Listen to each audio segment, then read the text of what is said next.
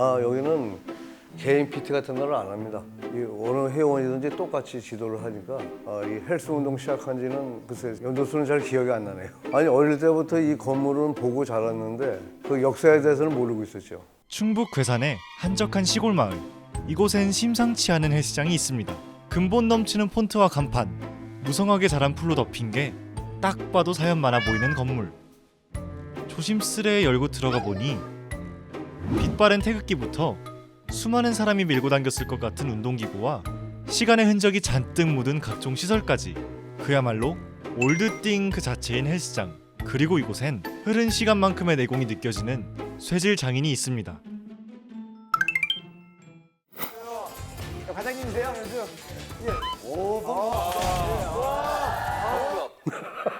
너무 아늑하다. 진짜 아이고 이때만 해도 몸이 괜찮았는데 11년 전이야. 운동은 좀 언제부터 하셨나요?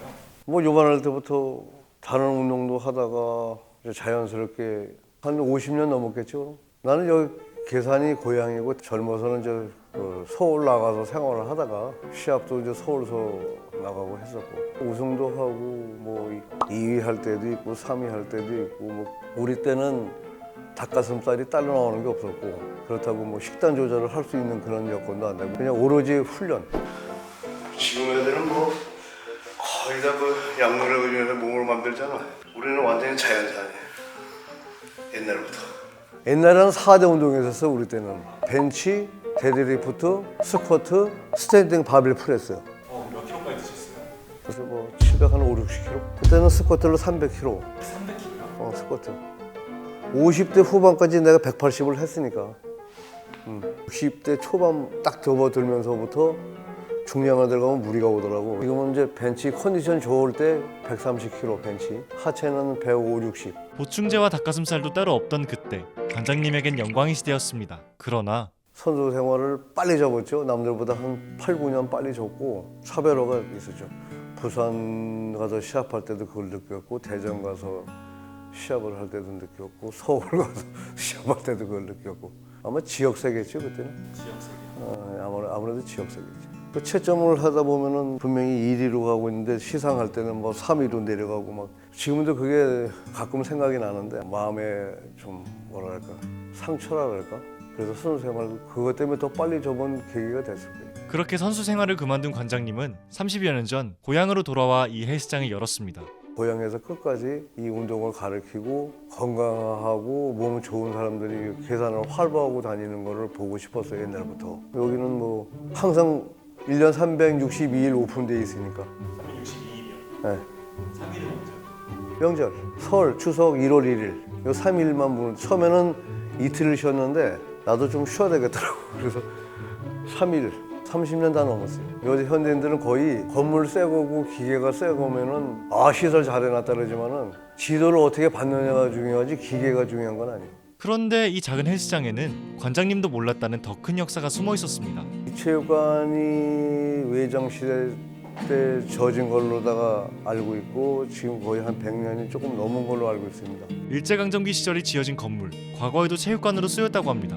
해방 이후엔 삼림조합, 옷공장 등으로 쓰이다가 관장님이 헬스장을 열면서 과거의 명맥을 이어갔죠. 그런데 그냥 운동만 했던 곳은 아니라고 하는데요. 이때 이제 이거 일본 사람들이 우리나라 사람들 이렇게 단체로 모이는 걸 못하게 하니까 이렇게 운동을 하면서 회비 걷어서 독립자금도 이렇게 이제 몰래 대주고 했던. 아니 어릴 때부터 이 건물은 보고 자랐는데 그 역사에 대해서는 모르고 있었죠. 이걸 끝까지 어떻게 내가 힘이 닿는 데까지는 이 체육관을 유지를 해야 되겠다는 그런 사명감이 생겼죠. 의미 있는 공간을 지키기 위해 30년 넘게 운영해온 체육관. 그러나 어려움도 많았다고 합니다. 괴산 인구도 뭐 한 8,000명 조금 웃도는 인구에 코로나 터지면서 뭐 60, 70%가 줄었다가 겨우겨우 버텨서 지금 이제 조금 회복이 됐어요 지금. 내 생활비는 뭐 여기서 처음부터 가져가 본 적이 없고 이제 내가 이제 산에도 다니고 그러면서 버섯도 따고 산삼도 캐고 산삼을 판매가 좀 됐을 때는 그거 보충해서 좀 쓰고 그렇게 해서 지금까지 해왔죠. 한 번 2년 전에 이거 여기다 카페를 했으면 좋겠다는 이제 그 도예지 분이 한 번은 오셨었어요. 제가 일부러 이제 금액을 좀 세게 불렀죠. 흔들리진 않으셨나요?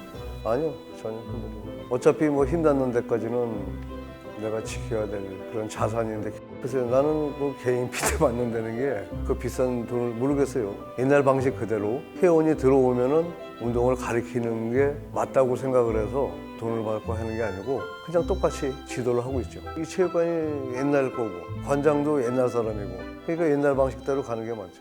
처음부터 이거를 뭐 글쎄 돈을 생각했다면 처음부터 체육관을 안 했겠죠. 초창기 멤버들이 아직도 나오시는 분들이 있어요. 그분들이 그래도 뭐 어려울 때도 계속 꾸준히 지금까지 나오고 있으니까 꾸준히 자리를 지켜준 거, 그거보다 더 큰 도움이 어디 있어요. 그분들이 30년 동안 나오고 같이 여기서 땀을 흘리고 운동을 했다는 거, 그게 얼마나 큰 도움이에요. 함께 운동하는 사람들 덕분에 오랜 시간 헬스장을 지켜왔다는 관장님께 앞으로의 계획을 물어봤습니다.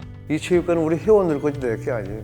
나는 관리해주고 운동 가르쳐주는 거지 이거는 내 게 아니에요. 내가 힘났는 데까지 그냥 우리 회원들하고 같이 동고동락하고 같이 땀 흘리고, 그게 내 소망이에요. 그러다 보면 건강한 사람들이 자꾸 생겨날 거 아니에요. 같이 웃고 운동하고 건강을 지키고, 그게 내 소망이고 내 바람이죠. 더 다른 거 뭐 이제 뭐 우리 나이에 뭐 돈을 벌 것도 아니고. 일제강점기 괴산에 살았던 사람들을 위해, 그리고 오늘 괴산에 사는 사람들을 위해 이 작은 시골 헬스장은 오늘도 내일도 언제나 모두에게 열려 있습니다.